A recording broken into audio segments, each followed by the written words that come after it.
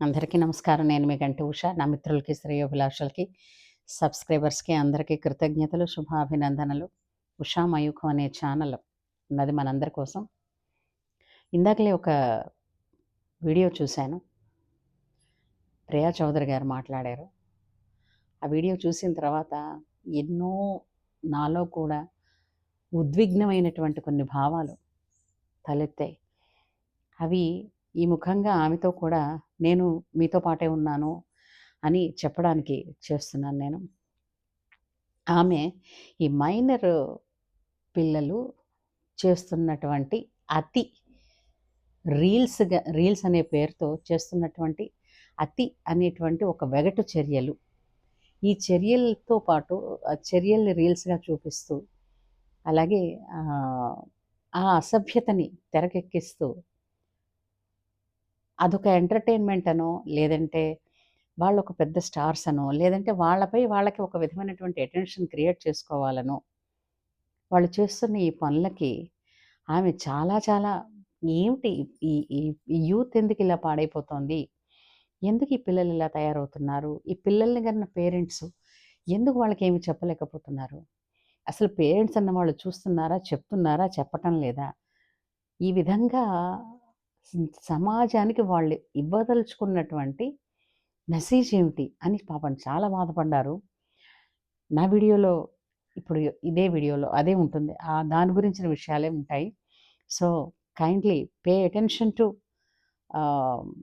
My video content till the end, and then please like it and share it too, and please subscribe. ఇలాంటి మంచి విషయాలే నా ఛానల్‌లో ఎప్పుడూ ఉంటాయి. సో, ఇందులో ఏంటంటే ఆవిడ చెప్పిన దానిలో నిజమే. పేరెంట్స్ అన్న వాళ్ళు పట్టించుకుంటున్నారా లేదా? ఈ కాలం పేరెంట్స్ అందరూ కూడా అంటే ఎవరి పనుల్లో వాళ్ళు బిజీగా ఉన్నవాళ్ళే కావచ్చు. పిల్లల కోసమే డబ్బులు సంపాదిస్తూ ఉండడం కూడా కావచ్చు. పిల్లలకి మంచి ఫ్యూచర్ ఇవ్వడం కోసమే వాళ్ళు ఇప్పుడు ఇంతలా కష్టపడి సంపాదిస్తున్న వాళ్ళు కావచ్చు. వాళ్ళు పిల్లలకి మంచి ఫుడ్ ఇస్తారు, మంచి బట్టలు ఇస్తారు, మంచి ఎడ్యుకేషన్‌కి కూడా వాళ్ళు కష్టపడుతున్నారు. గుడ్. ఈ 3 గుడ్ థింగ్సే. బట్ పిల్లలతో వాళ్ళ మనసుకి ఏమిటి వాళ్ళకొస్తున్న ఆలోచనలు, ఏమిటి వాళ్ళు చేస్తున్న పనులు, వాళ్ళ ఆలోచనలని ఎవరు డైవర్ట్ చేస్తున్నారు, డైవర్ట్ చేయకుండా మనం ఎలా వాటిని ప్రొటెక్ట్ చేసుకోవాలి అని ఎనీ సింగిల్ పేరెంట్ అయినా ఆలోచిస్తున్నారా? ఆలోచించాలి అనంటే అది ఒక్కసారిగా ఎవరికైనా భయం పుట్టి పక్కకి తప్పుకుని, అంటే ఆలోచనల్లో ఎస్కేపిజం అన్నది అలవాటు చేసుకుని ఒకళ్ళనొకళ్ళు తిట్టుకుంటారు. మీరు మీరు ఒక గంట కూర్చోవచ్చు కదా! మీరు అడగొచ్చు కదా! అంటే నువ్వేం చేస్తున్నావు? నీకు పిల్లడే కదా! అని మళ్ళా పిల్లల సంక్షేమం కోసమే మళ్ళీ తల్లి, తండ్రి దెబ్బలాడుకుంటూ ఉంటే పిల్లల మనస్సు ఏ విధంగా ఉంటుంది? పిల్లలు ఏం చేస్తారండి? మనం అటెన్షన్ పే చేయకపోతే అటెన్షన్ సీక్ చేసుకునే పనిలో వాళ్ళు ఇలాంటి కొన్ని పనులు, అంటే అందరూ అలాగే చేస్తున్నారా? కాదు కాదు. సహజంగా, సహజంగా పిల్లలు అంటే పిల్లల వరకు అనుకోక్కర్లేదు. ఒక మొక్కండి మీరు చక్కగా వేశారు, ఏపుగా పెరుగుతుంది అని అన్నప్పుడు దానికి ఒక కంచె కట్టుకోవద్దా? లేకపోతే దారే పోయే ఏ యానిమల్ అయినా దాన్ని తినేస్తుందిగా, లేదా గాలొస్తే పడిపోతుందిగా, లేదా ఎవరైనా దాన్ని తెంపేస్తారుగా. జాగ్రత్త పడమా? దీపం అంటేది ఆరుబయట పెట్టాల్సొస్తే దానికో డూమ్ పెడతామండి. మహా అయితే ఓ 3, 4 గంటలు వెలిగే దీపానికి కూడా మనం ఒక డూమ్ లాంటిది పెడతాం. అలాంటిది ప్రాణం ఉన్నటువంటి వస్తువండి బిడ్డ. వంశానికి అబ్బా! ఇప్పుడు వంశం ఇవన్నీ అంత పేర్లు చాలా పెద్దవండి అని మీరు అనేస్తారు. అసలు ఫస్ట్ మనం తీసుకొచ్చాం పిల్లల్ని. మేమొస్తాము, మాకు ఎంట్రీ ఇవ్వండని పిల్లలెవరు అడగలేదండి. దాంపత్య జీవితంలో భాగంగా భగవంతుడిచ్చిన అనుగ్రహం వాళ్ళొచ్చారు. మరి వాళ్ళని చక్కని భవిష్యత్తు గల పిల్లలుగా తీర్చిదిద్దాల్సిన బాధ్యత మనకి లేదా? అంత టైం వాళ్ళ దగ్గర స్పెండ్ చేయలేమా? ప్రతి వాళ్ళు ఒకటే అనుకుంటారు, నేను శుభ్రంగా వండి పెడుతున్నానే, వాళ్ళకి బట్టలు ఇవి పెడుతున్నానే. అది కాదండి. ఇవన్నీ ఎవరైనా చేస్తారు. ఎవ్వరైనా సరే ఇప్పుడు పేయింగ్ గెస్ట్‌గా ఉన్నా సరే ఇప్పుడు పీజీ సెంటర్స్‌లో కూడా చేసేది అదే కదండీ! మనం డబ్బులు కట్టేస్తే వాళ్ళు అవన్నీ చేస్తారు. బట్ మనస్సుకి దగ్గరగా వెళ్ళగలిగేది ఎవరు? ఎవరు వెళ్ళాలి? ఎవరు వెళ్ళగలరు? హ్మ్. తల్లిదండ్రులు తప్ప ఎవరికుంటుందా ఇది? సో, అలా ఉండాలి అనంటే రిలేషన్ అన్నది ఏ విధంగా డెవలప్ చేసుకోవాలి? పిల్లలతో ఎలా ఉండాలి? నేటి సమాజంలో ప్రస్తుతం ఉన్న పరిస్థితుల్లో కుటుంబ వ్యవస్థకి తెగులు పట్టబట్టే చాలామంది కాపరాలిలా గంగపాలవుతున్నాయి. ఆ విడిపోతున్న దంపతులకు పుట్టినటువంటి పిల్లలు ఆడపిల్లయితే మగవాడిని ద్వేషిస్తోంది. మగ పిల్లవాడైతే ఆడవాళ్ళందరూ ఇంతే అన్న చులకన భావానికి వెళ్ళిపోతున్నారు. మీరు తీసుకునేటటువంటి ఈ ఇండివిడ్యువల్‌గా మాకు మేమే అని తీసుకున్నటువంటి డెసిషన్స్ ఏవైతే ఉన్నాయో పూర్తిగా ఒక భవిష్యత్తుని, రాబోయే దేశ భవిష్యత్తుని శాసించి పడేస్తున్నాయి. మీకేమైనా అర్థమవుతోందా? విడాకుల వ్యవస్థ అన్నది అంటే కొడుతున్నా, తిడుతున్నా, అలా వద్దండి. కొట్టుకోవాలో, తిట్టుకోక్కర్లేదు. పోనీ నచ్చిందని పెళ్లి చేసుకుంటున్న వాళ్ళు పెళ్లి చేసుకున్నాక ఏం చేస్తున్నారండి? చంపి పడేస్తున్నారు. లేదా కడుపుతో ఉన్న పెళ్ళాన్ని వాడు చంపేస్తాడు. లేదా ఈ రిలేషన్ కోసం ఈ పిల్లలే తల్లిదండ్రులను చంపేస్తున్నారు. అసలు ఆటవిక తత్వం అన్నది ఎలా వచ్చింది? ఎలా వచ్చింది? ఎందుకంటే ఎక్కడో ప్రేమ అన్నది మిస్ అయిపోయిందండి. ఆ ప్రేమతో వచ్చేటటువంటి బాండింగ్ మిస్ అయిపోయింది కుటుంబంలో. ఆ మిస్ అవ్వడం ఎన్ని రకాలుగా కుటుంబ వ్యవస్థని దెబ్బతీస్తోంది. తండ్రికి కొడుక్కి, తల్లికి కూతురికి మధ్య సత్సంబంధాలు ఉంటున్నాయా? చాలా, చాలా అరుదు. అంటే లేవంటారా? నేను ఉన్న వాటి గురించి మనం ఎప్పుడైనా దెబ్బ తగిలిన చేతికి మందేస్తారు గానీ, శుభ్రంగా ఉన్న చేయికెందుకండి మందు? దాన్ని కాస్త జాగ్రత్తగా చూస్తూ నువ్వు శుభ్రంగానే ఉన్నావు అనుకుంటే సరిపోలేదా? ఆలోచించండి. ఒకటి ఇప్పుడు ఈ కాలంలో జరుగుతున్నది ఏంటంటే, పిల్లలకి దే ఆర్ మెచ్యూర్డ్. వాళ్ళు ఆలోచించగలరు. నిజమే. ఏ సమయానికి తగ్గట్టు ఆ సమయానికి వాళ్ళకి చెయ్యవలసినవి వాళ్ళ మనసుకి తెలుసుకుని, ఆ ఇష్టం వాళ్ళకున్న మనసులో ఉండే ఇష్టం వల్ల ఇబ్బందులేమైనా వస్తాయేమో అని వీళ్ళ తరపున వీళ్ళు ఆలోచించి చెప్పి, ఆ అమ్మాయికి ఉన్నటువంటి అమ్మాయికి కావచ్చు, అబ్బాయికి కావచ్చు ఉండేటటువంటి ప్లస్ పాయింట్స్ వాళ్ళు ఏమిటి ఆలోచిస్తున్నారు? వాళ్ళ ఫ్యూచర్‌లో వాళ్ళ ఆలోచన ఏంటి? ఈ 2 కలబోసుకున్నప్పుడు ఒక మంచి డెసిషన్‌కొచ్చినప్పుడు ఆ హెల్తీ రిలేషన్‌షిప్ ఉంటుంది కదా! పేరెంట్స్‌కి అండ్ కిడ్స్‌కి మధ్యలో.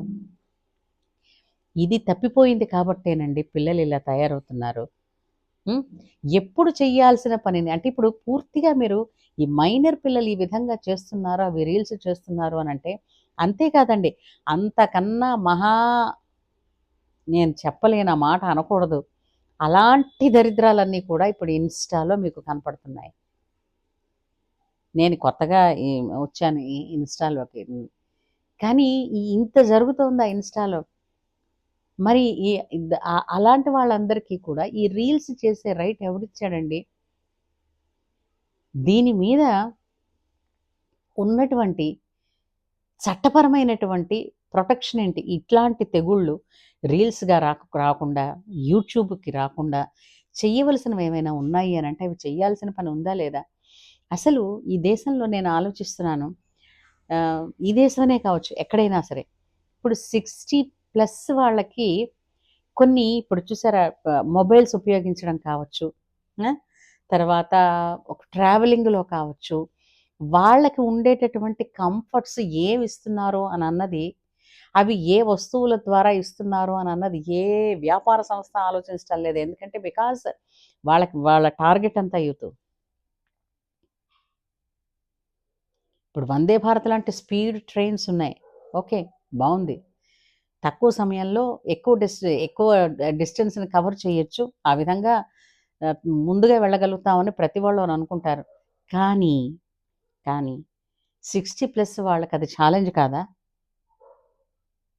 వాళ్ళ కోసం ఆటో లాక్ అయిపోయే 3 మినిట్స్‌ది కాకుండా కొంచెం ఆలోచించాలిగా. అలాగే ఇప్పుడు మొబైల్స్ ఉన్నాయనుకోండి. ఈ మొబైల్స్‌లోని చాలా ఫీచర్స్ వచ్చేసాయి. ఆ ఫీచర్స్ వాళ్ళకి తెలీదు కొంత. అంతేకాదు, ఇప్పుడు నేను కొన్న ఒక జ్యువెల్లరీ షాప్‌కి కూడా వెళ్ళాను. సడెన్‌గా పెద్దవాళ్ళు ఉన్నారనుకోండి, వాళ్ళకి సెంటిమెంట్ ఉంటుంది. ఏవో కొన్ని మెడలో నల్లపూసలు కావచ్చు, మంగళసూత్రం కావచ్చు, పెరిగిపోయిందనుకోండి. ఇప్పటి కాలం వాళ్ళు ఎవరు కూడా పెళ్లి కోసమే ఒక తంతు. సరే, దాని తర్వాత అదెక్కడో దాచుకుంటారో, అంతకన్నా పల్సంది, చిన్నది, సన్నది, అది ఎంత లైట్ వెయిట్ అయితే అంత ఫ్యాషను. కొనుక్కుంటున్నారు, వేస్తున్నారు. సరే కానియండి. సో, దీనివల్ల ఏంటవుతుంది అనంటే జ్యువెల్లరీ షాప్స్ కూడా ఇప్పుడు సడెన్‌గా ఎప్పుడైనా సరే, అంటే ఎప్పుడో అరుదుగా వచ్చే వాళ్ళ కోసం మాకెందుకండి ఇవి చేసి పెట్టడం, దీని మీద ఏం లాభాలొస్తాయండి? లాభాలొక్కటే కాదండి. ఎక్కడ లాభాలొస్తాయో అక్కడ తీసుకోవడం మీకు తెలిసినప్పుడు సర్వీస్ ఇవ్వవలసిన చోట కూడా ఇస్తే మీకే ఇంకా అది ప్లస్ పాయింట్ అవుతుంది కదా! ఇలా ఎందుకు ఆలోచించరు ఎవరైనా? ఎక్కడైనా సరేనండి, వ్యాపారం అంటే ఒక సర్వీస్ అండి, సేవ. ఆ సేవ ఇచ్చి, సేవ నువ్వు చేసినందుకు వాళ్ళు తృప్తి పడుతున్నారు. వాళ్ళ కష్టార్జితం మీకిస్తున్నారు. అట్లాగే ఫ్యామిలీ, ఒక కుటుంబం అని అనగానే ఒకరినొకరు నువ్వు నువ్వు చూడొచ్చు కదా! అంటే నేను కాలేజీకి దీపెడుతున్నాను కదా! నేనేమో బట్టలు ఉతికి వాళ్ళకి తిండి అన్నీ వండి పెడుతున్నాను కదా! ఇలా పేరెంట్స్ అనుకోవడం కాదండి. ప్రతివాడు హక్కులు వర్లిస్తాడు. బాధ్యత అనేసరికి ఎక్కడ మాయమైపోతారో తెలీదు. 100 మైళ్ళ దూరంలో ఎవడో కనపడ్డు. బాధ్యత అన్న మాటని అవాయిడ్ చేసిన వాడికి హక్కు గురించి మాట్లాడే అర్హత లేదు. అసలు హక్కు అనే ఆ మాటే లేదు. మాట అనే అవకాశం లేదు. అర్హత లేదు. సో, ఆవిడ చెప్పినట్టే ఇలాంటి దరిద్రాలన్నీ టీవీకి వస్తున్నాయి. లేదంటే రీల్స్ కింద వస్తున్నాయి. పిల్లల మొబైల్స్‌లోకి వచ్చేస్తున్నాయి. ప్రతి ఫ్యామిలీలోకి వచ్చేస్తున్నాయంటే దీన్ని ఖచ్చితంగా ఖండించి తీరాల్సినటువంటి విషయం. సో, ప్రతి ఒక్కళ్ళు కూడా, ప్రతి పేరెంట్స్ కూడా please take care of your kids. Please spend some more time, quality time with your kids and treat them as your friends.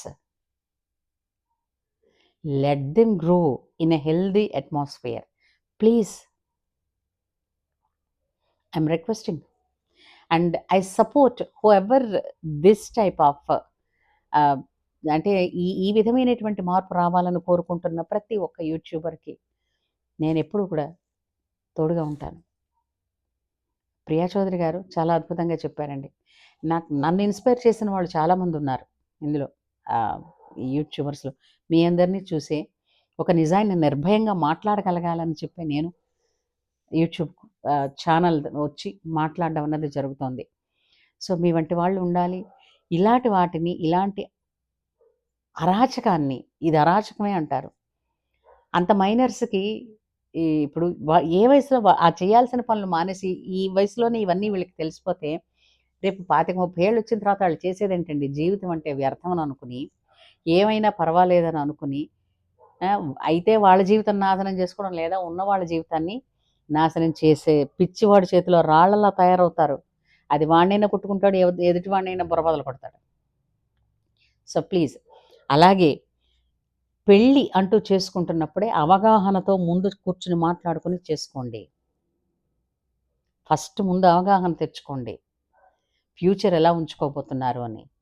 ఒకసారి పెళ్ళైన తర్వాత, పేరెంట్స్ అయిన తర్వాత ఆలోచించండి. నెక్స్ట్ జనరేషన్‌ని కూడా తీసుకొచ్చాము. చిన్న చిన్న మాటలకే కావచ్చు. అది మీకు చిన్నదనిపిస్తుందా? మాకదెంతో ఇదండి. ఏవండీ, నిప్పు రవ్వ వచ్చిందనంటే ఎగదోసే వాళ్ళే చాలామందుంటారండి. ఇన్‌క్లూడింగ్ పేరెంట్స్‌తో సైతం. అందరిని నేను అట్లా అంటున్నానని, తప్పు పడుతున్నానని కాదు.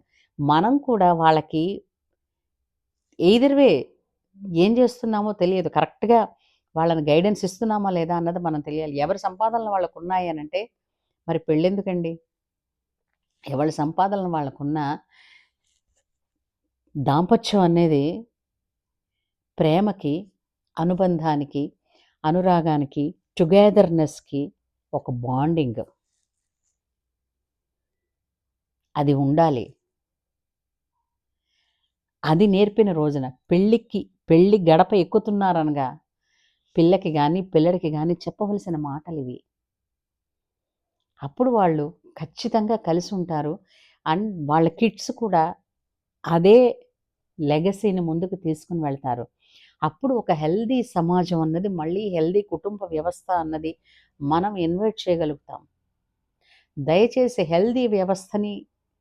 హెల్దీ కుటుంబ వ్యవస్థ ఉన్న కుటుంబాలన్నింటికీ కూడా నేను శుభాభినందనలు తెలియజేసుకుంటున్నాను. God blesses. బట్ మనమే కాదు, మన చుట్టుపక్కల కూడా బాగుండాలి. బాగుండాలంటే అంతో ఇంతో సమాజం కోసం ఒక మంచి మాటైనా చెప్పాలి. ఏమంటారు? మీరు అవునంటారని నాకు తెలుసు. ప్లీజ్ మీ అభిప్రాయాలు కామెంట్ సెక్షన్లో తెలియచేయండి. లైక్ చేయండి, షేర్ చేయండి. ఉంటాను.